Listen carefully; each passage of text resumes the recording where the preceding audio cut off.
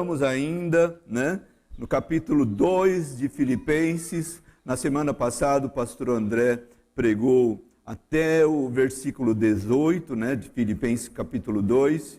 E hoje estaremos então finalizando o capítulo 2 de Filipenses, dos versos 19 a 30. Convidaria a igreja para estarmos lendo, Eu vou ler aqui e será projetado no telão. Eu denominei esse trecho da Bíblia Sagrada, de imitar a Cristo. Somos desafiados a imitar Jesus. Começando no versículo 19 de Filipenses capítulo 2, esteja com a sua Bíblia aberta também. Espero no Senhor Jesus enviar-lhes Timóteo brevemente, para que eu também me sinta animado quando receber notícias de vocês. Não tenho ninguém como ele, que tenha interesse sincero pelo bem-estar de vocês, pois todos buscam os seus próprios interesses e não os de Jesus Cristo. Mas vocês sabem que Timóteo foi aprovado, porque serviu comigo no trabalho do Evangelho, como um filho ao lado de seu pai.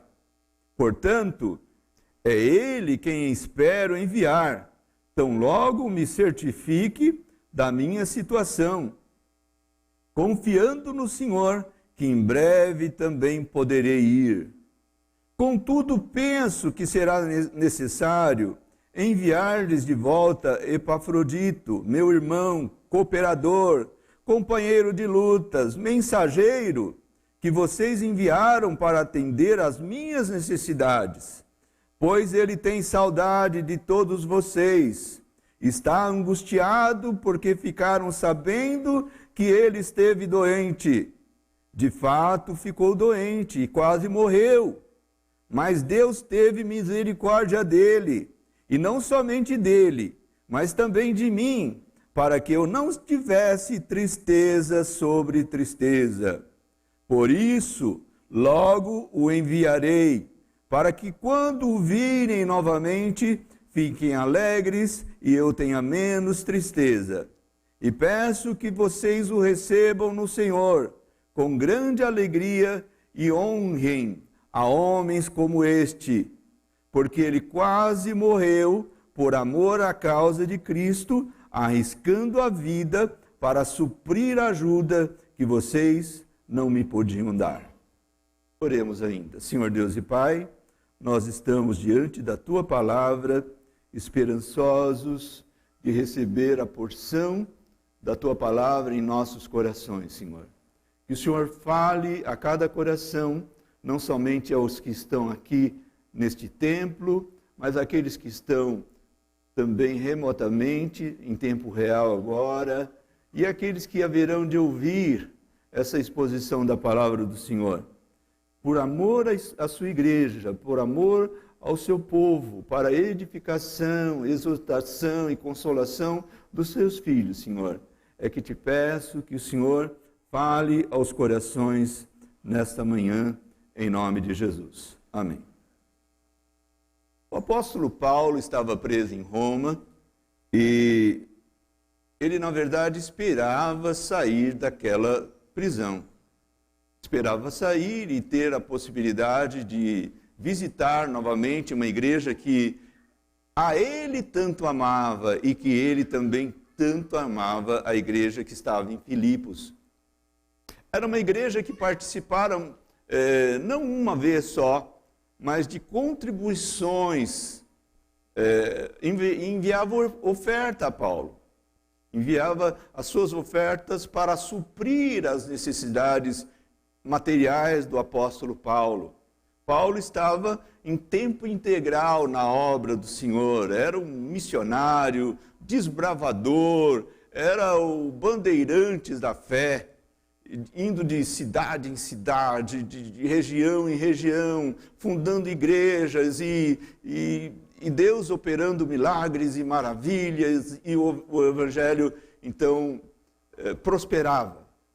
Contudo, não somente tinha prosperidade no Evangelho, mas tinha as lutas, as dificuldades que Paulo e todos aqueles que também estavam nessa missão enfrentavam. E Paulo fora preso por causa, então, da pregação do Evangelho.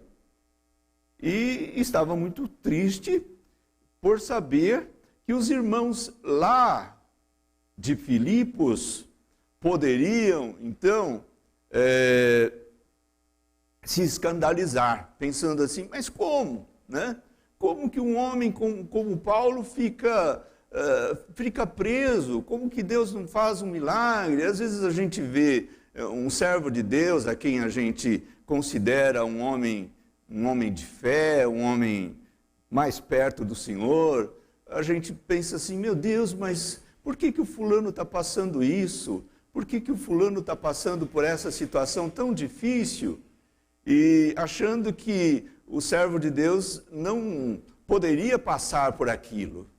Há quem entenda que o pastor, o missionário, o cristão, o crente em Jesus, não pode ficar doente. Se ele ficar doente, é porque ou ele está em pecado, né? Ele está em pecado, ficou doente, não tem fé suficiente, ou ele não está dentro do plano de Deus, e começa então a imaginar 1001 coisas, né?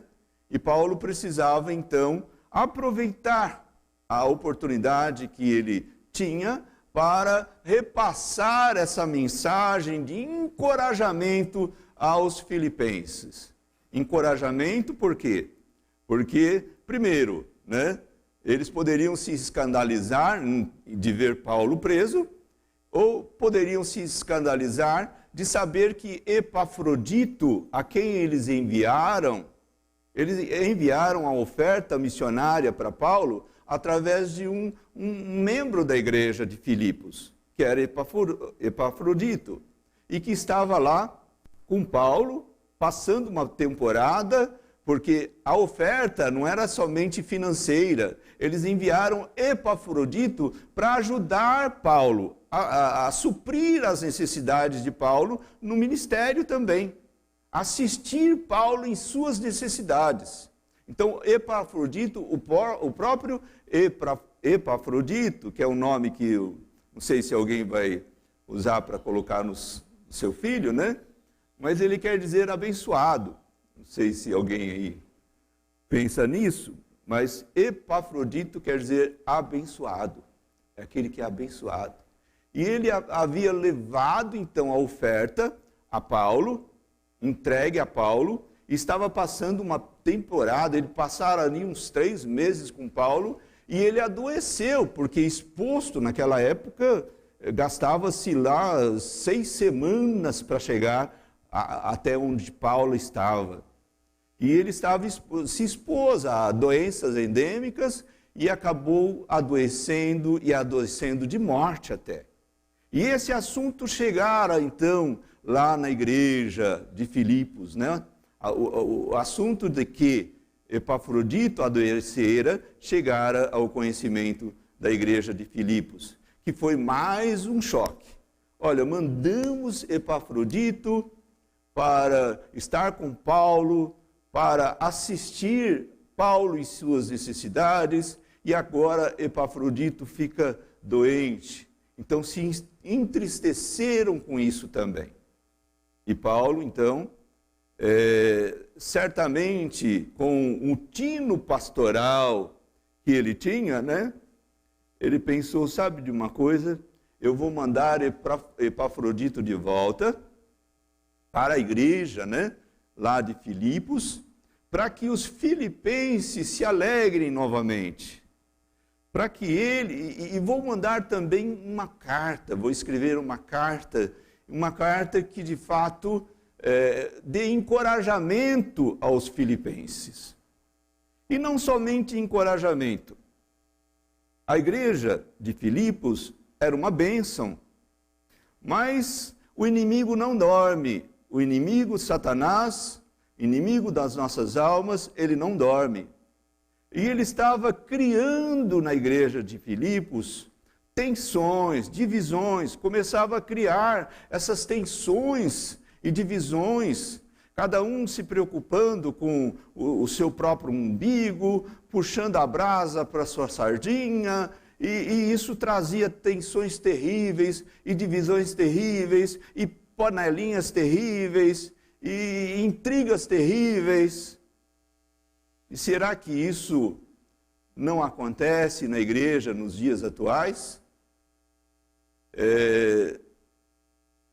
Muitas vezes a igreja gasta mais tempo, né? A igreja que eu digo, os líderes da igreja, gastam mais tempo em resolver as tensões, em resolver os probleminhas, em resolver as divisões, em resolver aquele que ficou machucado por causa de uma palavra do outro, do que com a própria obra importante, que é a obra missionária, que é pregar o evangelho, que é glorificar o nome do Senhor através da missão mais importante da igreja.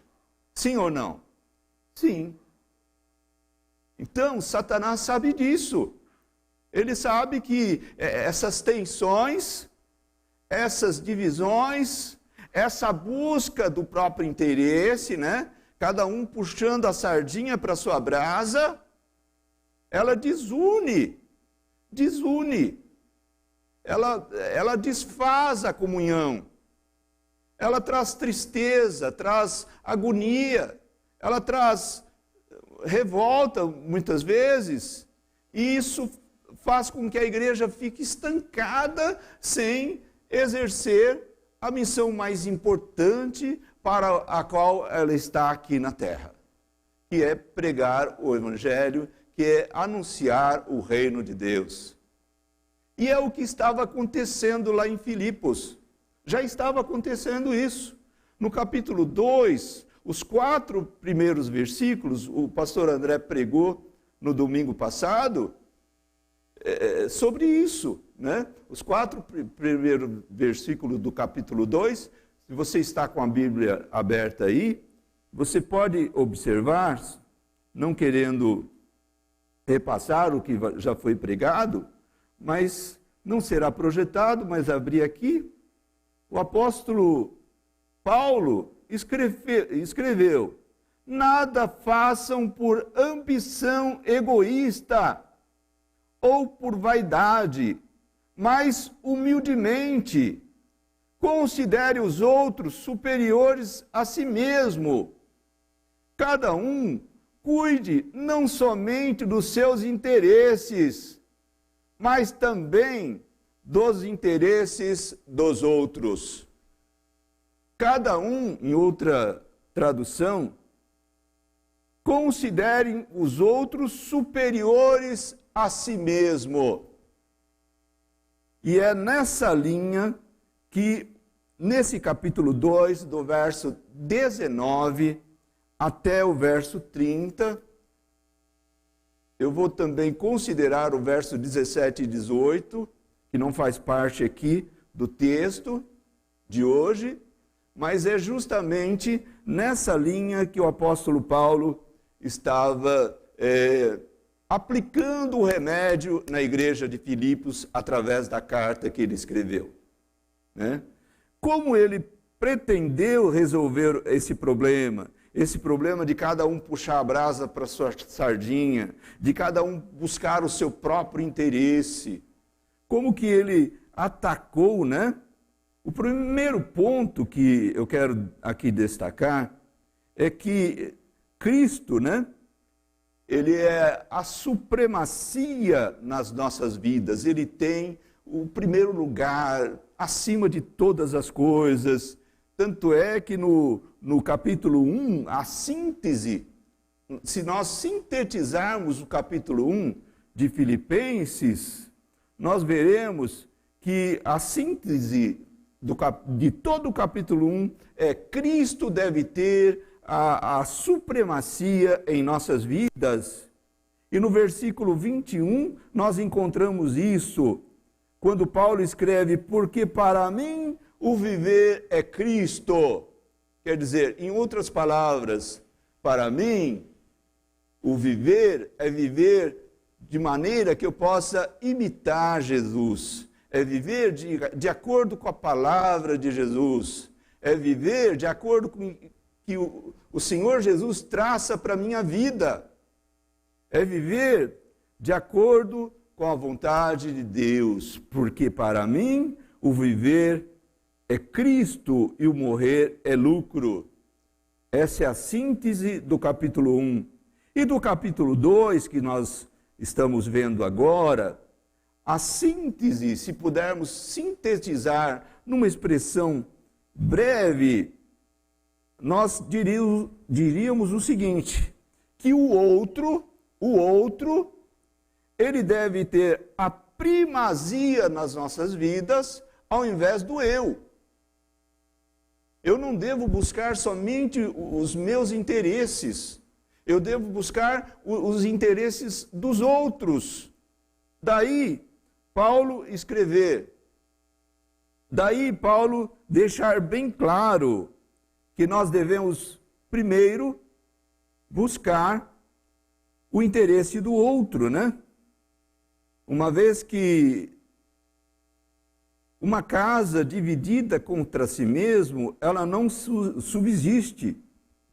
Uma casa que está em intrigas, criando grupos. Hoje nós vemos isso, a dificuldade que as famílias encontram. Eu estava conversando com 2 professores essa semana, e eles falando sobre os problemas que eles enfrentam na escola, com os adolescentes, com os jovens. Está cada dia mais difícil você, numa sala de aula, enfrentar a falta de respeito, a falta de reverência, a falta de atenção, os problemas que os adolescentes, que os jovens estão apresentando.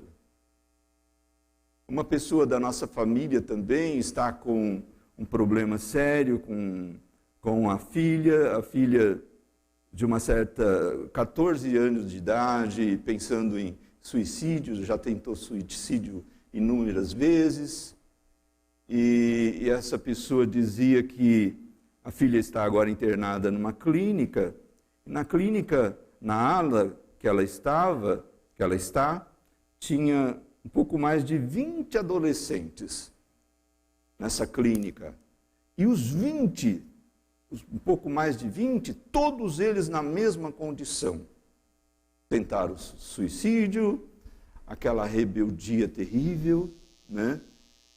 Não respeitando os pais estabelecendo limites, e o limite que o pai estabelece revolta o filho, revolta o adolescente, e está cada dia mais difícil. E por que entrei nesse assunto? Porque num lar onde os pais não estão unidos, o pai e a mãe, no mesmo propósito, um vai começar a culpar o outro nessa hora. Um vai começar a atribuir ao outro a culpa daquele comportamento desregrado, daquele comportamento insubmisso, rebelde, do filho nessa fase da adolescência.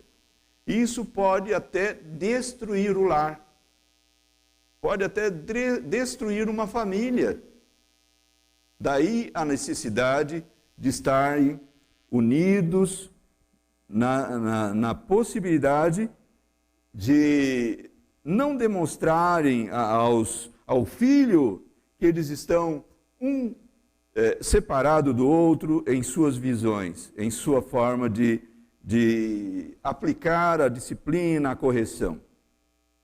Nós estamos vivendo tempos difíceis em que os valores éticos, morais, o senso moral está sendo desconstruído, né? Dia a dia, a mídia, dia a dia, a nossa cultura, os nossos valores estão sendo baleados, estão sendo desconstruídos. Outrora, não precisava ter estatuto do idoso para a gente respeitar o mais velho.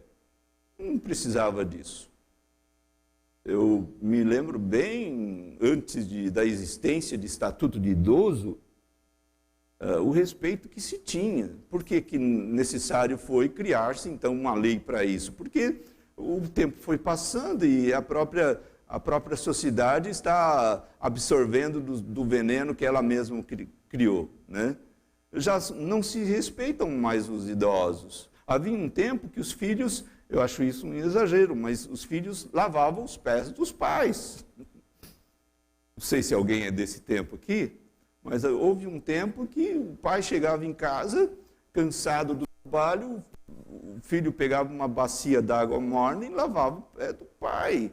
Hoje, se for necessário isso, ele coloca soda cáustica, né, para lavar o pé do pai. Hoje há filhos que dizem que odeiam o pai, que odeiam a mãe. Eu te odeio, eu te odeio. Não pedi para nascer. Olha, é difícil. Daí também a necessidade de se investir nas crianças, nos pequeninos. Por que nós temos o ministério do Kids, né? Será que é porque a gente quer tirar as crianças aqui do convívio na hora do culto para deixar a gente mais tranquilo? Não é isso não, irmãos. É porque, sabe de uma coisa? Eu estava lendo que a criança, ela forma o caráter dela até os 7 anos, mais ou menos.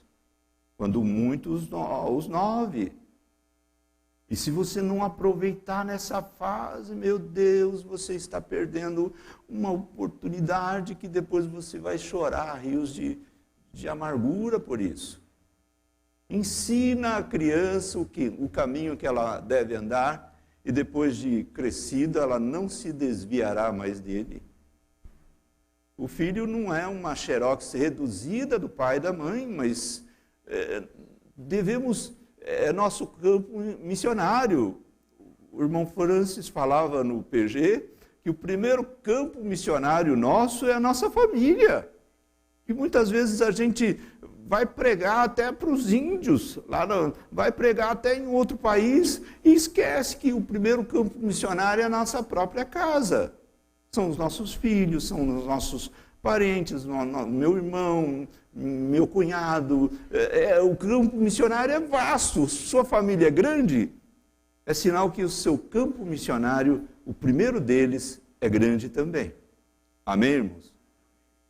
E daí a necessidade de você se preocupar em trazer. Muitas vezes o pai está cansado, a mãe está cansada, mas para investir na vida da criança, ela traz o filho para o PG, para o Kids. Ela traz, porque ela sabe que talvez aquilo ela estar ausente no culto não vai trazer tanta perda, tanto prejuízo, como vai trazer para a criança que perdeu aquela lição, aquela oportunidade. E eu vejo como os professores se dedicam, irmãos. Sobe lá, depois do culto aqui, você vai ver o que eles montam cenário, eles fazem de tudo, sabe para quê? Sabe para quê? Para que a palavra fique gravada no coraçãozinho da criança, na mente da criança, e ela nunca jamais esqueça da lição da palavra de Deus que foi ensinada naquela manhã. O trabalho que o Marcos, Michele e os professores têm tido, eu tenho admirado, sinceramente, tenho admirado. E é digno de que você ore continuamente pelos professores, pelas crianças, para que elas sejam uma bênção nos dias de hoje e no futuro também. Amém, irmãos? E Paulo, como é que ele combate esse jogo de interesses que começa a existir na igreja de Filipos? Ele combate, primeiro dizendo que nossa atitude, ela tem que ser a mesma de Cristo Jesus. Está lá em Filipenses 2:5. Ou seja, que nós devamos imitar o comportamento de Cristo. Só que alguém pode dizer assim, escuta, mas Jesus é Deus. É muito difícil eu, como ser humano, imitar Jesus? Né? Ele é Deus. Embora Cristo, Jesus, seja 100% homem, ele é 100% Deus. Mas para que não ficasse somente nesse exemplo de Cristo, né? Para que ele fosse imitado. Paulo, ele apresenta também outros 3 que poderiam servir de exemplo. Ele poderia deixar assim o exemplo humano, né? Já que alguém poderia se excusar dizendo que Jesus é Deus e é difícil ter o mesmo sentimento, o apóstolo Paulo, ele passa a demonstrar e citou 3 pessoas aí que poderiam servir de exemplo, que tinham a vida em que dedicada ao outro, a vida que não buscava somente os seus próprios interesses, a vida que era uma vida altruísta, não egoísta. E o primeiro que Paulo cita é a sua própria pessoa. Está lá no versículo 17 e 18, né? Que foi a mensagem que o pastor André pregou no domingo passado. No versículo 17, Paulo escreve aqui: contudo, mesmo que eu esteja sendo derramado como oferta de bebida sobre o serviço que provém da fé que vocês têm, o sacrifício que oferecem a Deus, estou alegre e me regozijo de todos vocês. Paulo, ele está falando que ele estava servindo em outra tradução, a expressão é libação, né? Contudo, mesmo que eu esteja sendo derramado como oferta de bebida ou como libação, o que era libação? Libação, quando no passado, não somente os judeus usavam desse expediente, quando ofereciam um culto a Deus, os sacrifícios em oferta a Deus, colocava ali a coisa a sacrificar sobre o altar e preparava tudo, preparava a lenha, preparava todos os elementos do culto, do sacrifício, e depois derramava algo em cima, derramava vinho em cima, ou derramava água, né? Nós vimos lá um exemplo do profeta que derramou água sobre o altar, e esse vinho derramado sobre o sacrifício, o animal a ser sacrificado, era chamado de libação. E o próprio Paulo, ele se diz que ele estava sendo apresentado como uma libação. É claro que ele esperava viver, tanto é que ele escreveu que ele tinha esperança de ver os filipenses novamente. Mas ele estava disposto até a morrer por amor à obra de Deus. Amém, irmãos? Ele estava disposto a morrer. Ele estava disposto a tudo, desde que fosse de acordo com a vontade do Senhor. E até a ser oferecido como libação no sacrifício que oferecem a Deus. E de certa forma, ele se apresentava como exemplo, né? Há uns que dizem, olha, faço o que eu mando, mas não faço o que eu faço. Mas Paulo era um líder que ele estava preso, que ele estava preso. Já demonstrava que ele estava preso por causa da obra do Senhor. Então, por sacrifícios que ele estava fazendo em favor da igreja, das igrejas, né? Mas veja a sabedoria de Paulo. Ele usou apenas um versículo para falar de si mesmo, que é o versículo 17.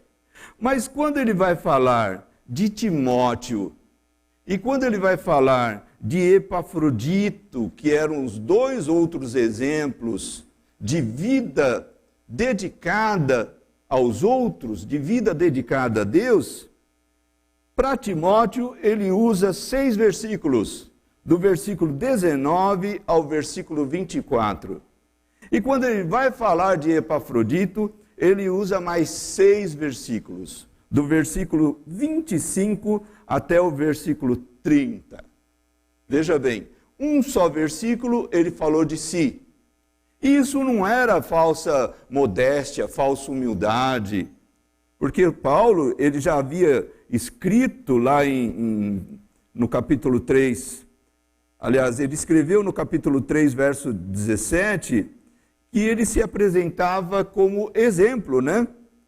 Ele mesmo escreveu: sede também meus imitadores, irmãos, e tende cuidado, segundo o exemplo que tendes em nós, pelos que assim andam. Em outras palavras, não era falsa humildade, mas ele, naquele momento, ele usou um versículo apenas para falar de si, e usou 6 versículos para Timóteo e 6 para Epafrodito, demonstrando aí essa diretriz de que primeiro o outro, e não primeiro a si mesmo. E não é bom o líder puxar os holofotes para si, né? Não é bom. Muito embora ele é digno de honra, né?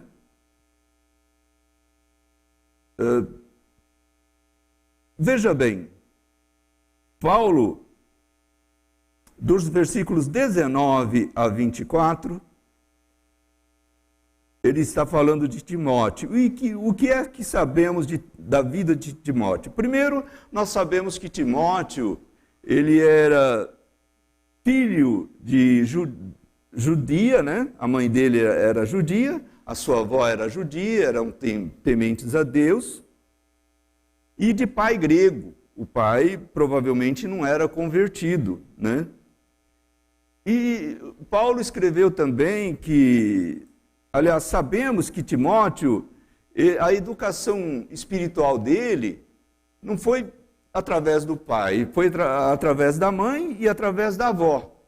A mãe e a avó é que ensinaram primeiro o judaísmo e depois o cristianismo a Timóteo.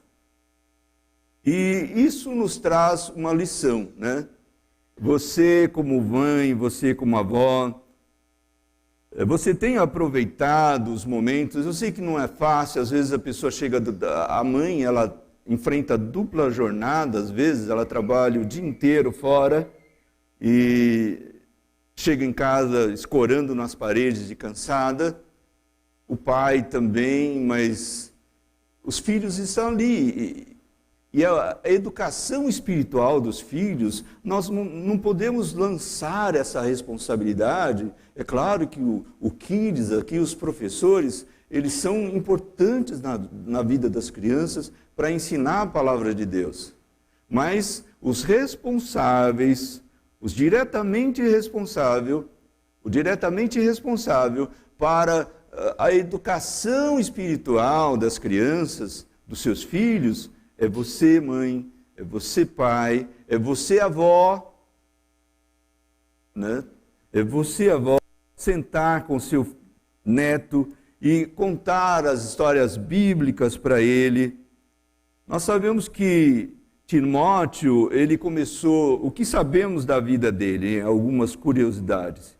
Timóteo, ele começou a exercer o ministério dele ainda muito jovem, né? Tanto é que Paulo escreveu: ninguém despreze a tua mocidade não, Timóteo, né? E ele provavelmente era uma pessoa assim tímida e tinha dificuldade de se expressar, de falar. A gente encontra isso, não vamos ler, mas em 2 Timóteo, capítulo 1, do verso 6 ao 10. Uma pessoa tímida, com dificuldades de falar, uma pessoa que era jovem, normalmente não se dá muita autoridade ao jovem. Paulo reconhecia isso, né?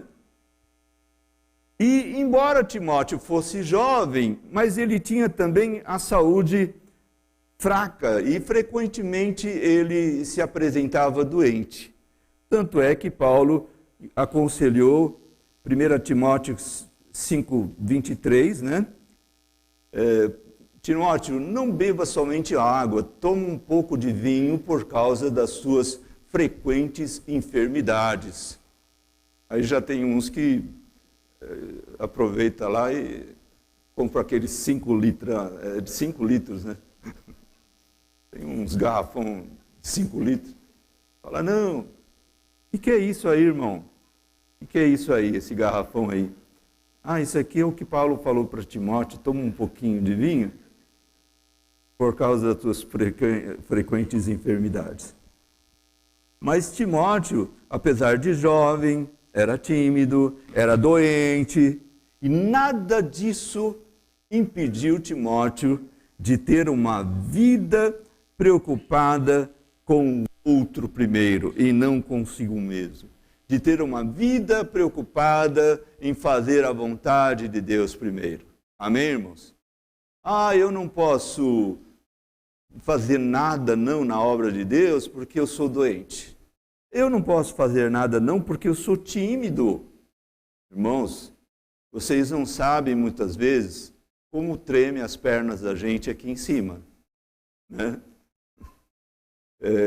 Tem dia que é só Deus para dar graça, porque é o temor que nós temos. A igreja, irmão, a nossa visão espiritual, a fé na palavra de Deus, ela nos deixa convencido de que a igreja é de Deus e que tudo que falarmos aqui, tudo que ensinarmos aqui, nós haveremos de dar contas diante do Senhor.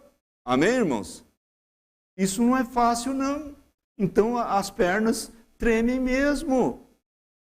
Ainda mais uma pessoa tímida, uma pessoa como eu, que depois de um certo problema de saúde, quando estou um pouco nervoso, fico gaguejando, né? Diz que o gago, quando canta, não gagueja, então eu vou começar a pregar cantando aqui. E mesmo assim, Timóteo tendo tudo isso, e outra coisa, Timóteo, além de Paulo, foi um dos que mais refutou as falsas doutrinas e heresias, né? Era um moço totalmente dedicado. No versículo 20, pode projetá-lo novamente? A gente vê aí que Timóteo era uma pessoa singular, né? Não tenho ninguém que, como ele, tenha interesse sincero pelo bem-estar de vocês. Quer dizer, olha a vida de Timóteo.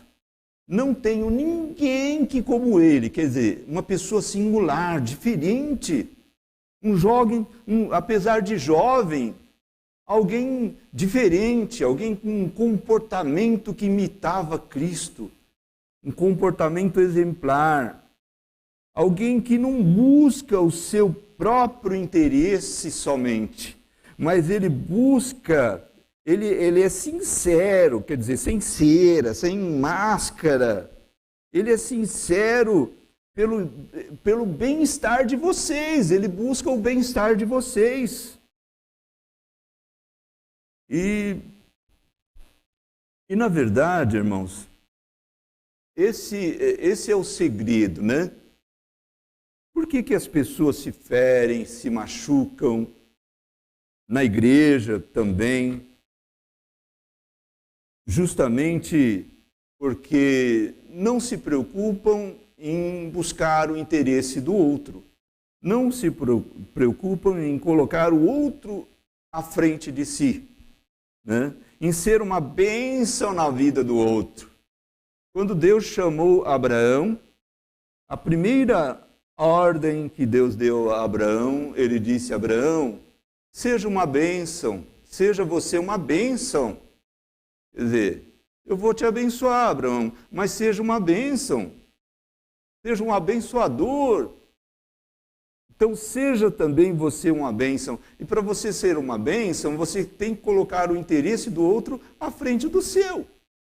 Numa discórdia, ninguém é obrigado a concordar com tudo com o outro, mas numa discórdia, Coloque o outro em prioridade. Amém, irmãos?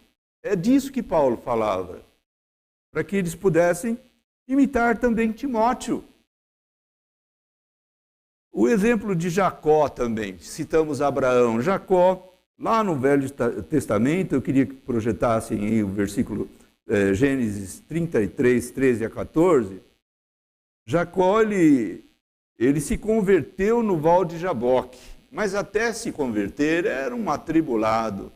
Ele já nasceu segurando no calcanhar do seu irmão gêmeo, né? Agarrado ali, porque ele queria a primazia, queria o primeiro lugar, queria puxar a brasa para a sua sardinha. Na hora que seu irmão teve fome, ao invés dele dar comida, enganou para roubar a sua primogenitura. Mas isso era Jacó antes de ter um encontro com Deus, de se converter no Val de Jaboque. Mas quando ele se converteu, ele se preocupou até mesmo com as crianças, com o bem-estar das crianças e até mesmo com o bem-estar dos animais. Veja no texto sagrado. Jacó, porém, lhes disse: meu senhor, sabe que as crianças são frágeis e que estão sob os meus cuidados, ovelhas e vacas que amamentam suas crias. Se forçá-los demais na caminhada, um só dia que seja, todo o rebanho morrerá. Por isso, meu senhor, vai à frente do teu servo, e eu sigo atrás, devagar, no passo dos rebanhos e das crianças, até que eu chegue ao meu senhor em Seir. Quer dizer, ali, Jacó fora recebido na metade do caminho. Jacó estava voltando de Padã Arã para a sua terra, a terra originária dele. E encontrara com seu irmão na metade do caminho, e o seu irmão, então, queria que todo mundo seguisse. Certamente o irmão estava montado em cavalo, sei lá, e queria que todos seguissem atrás dele. E Jacó, então, agora demonstrava preocupação por aqueles que eram os mais vulneráveis, né? Ele que não se preocupava com nada, ele que enganava as pessoas, agora, depois de convertido, estava, então, por preocupar-se com o outro, colocar o outro à frente, né? Dar mais prioridade ao outro do que para si.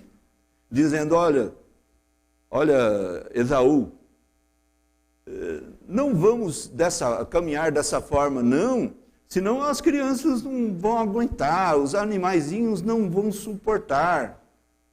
Então deu prioridade a outros. E é dessa forma também que a palavra de Deus nos desafia, nos encoraja, que nós devemos dar prioridade aos outros. O tempo está passando. Vejamos então, pulando um pouquinho, o exemplo de Epafrodito. Epafrodito, que também foi citado por Paulo. Paulo citou a si mesmo como exemplo, né, de vida totalmente entregue a Deus, vida que coloca o outro em primeiro lugar. Agora ele cita Epafrodito. Paulo era um exemplo de um judeu de sangue puro. Timóteo era um meio judeu, meio grego, culturas diferentes. Epafrodito era um puro sangue gentil. Então, 3 pessoas de culturas diferentes, mas convertidas ao Evangelho, que tinham o mesmo objetivo, né? Colocar o interesse do outro à frente do seu, se dedicar em fazer a vontade do Senhor. E a palavra de Deus, ela fala muito pouco sobre Epafrodito. Ela fala somente nesse texto e também em Filipenses 7:18. Mas é suficiente para entender que esse homem viveu para os outros. E sabemos dele? Versículo 25. 25, capítulo 2. Contudo, penso que será necessário enviar-lhes de volta Epafrodito, meu irmão, cooperador, companheiro de lutas, mensageiros, que vocês enviaram para atender às minhas necessidades. Veja o que Paulo ressalta na vida de Epafrodito. Meu irmão, isso fala de comunhão. Você chamar alguém de irmão, você está falando de koinonia, você fala de comunhão. Eu sozinho não sou igreja. Há quem diga, eu sou a igreja, eu sozinho não sou igreja. A igreja somos nós. E muitas alegorias que Jesus faz sobre a igreja composta de vários membros, né? O corpo com vários membros, o edifício construído com vários tijolos.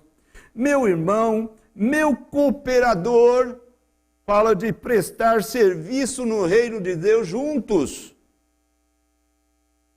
E ele fala também, meu companheiro de luta, companheiro de arma, companheiro de milícia, militante no evangelho, que prega o evangelho junto comigo, que sofre comigo, demonstrando ali que a vida cristã não é um oásis, não é uma colônia de férias. A vida cristã é uma luta, uma batalha travada contra o diabo, contra o pecado e contra o mundo.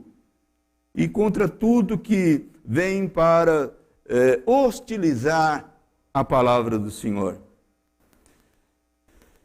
Epafrodito, ele adoeceu mortalmente.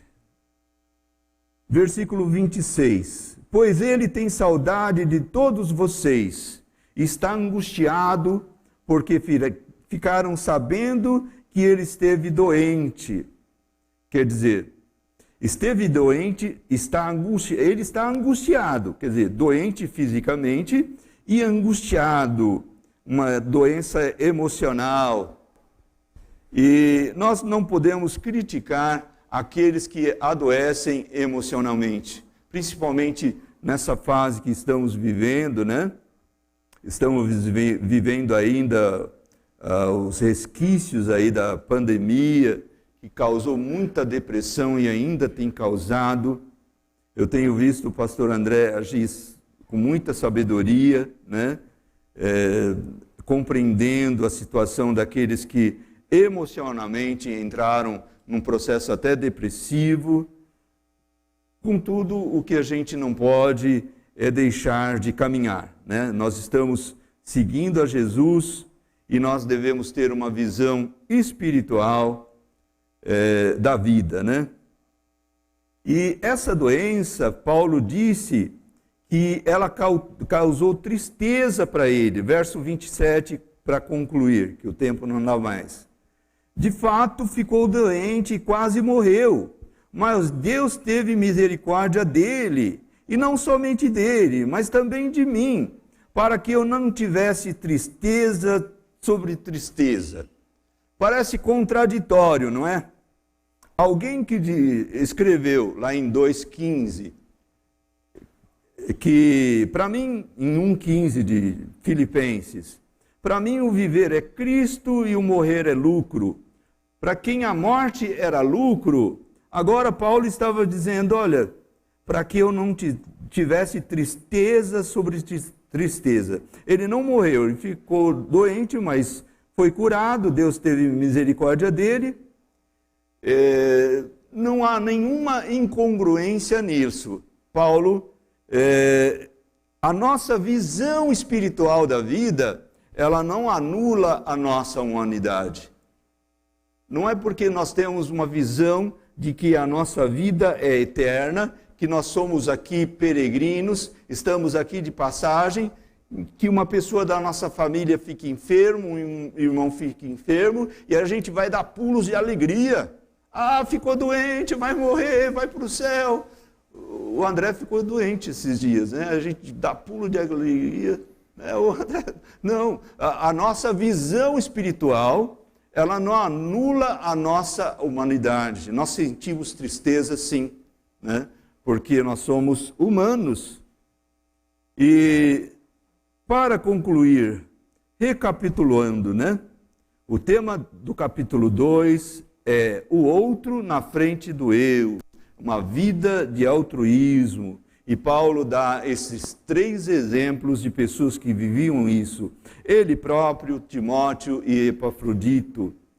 E sem esquecer do maior exemplo, que é Cristo Jesus, que morreu por nossas vidas, morreu em nosso lugar. Ele mesmo declarou: o bom pastor é aquele que dá a vida pelas suas ovelhas. E Jesus deu a vida por você, Jesus deu a vida por nós, nos colocou em primeiro lugar, e é isso que devemos fazer.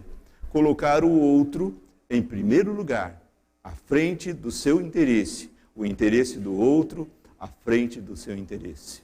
Amém, irmãos?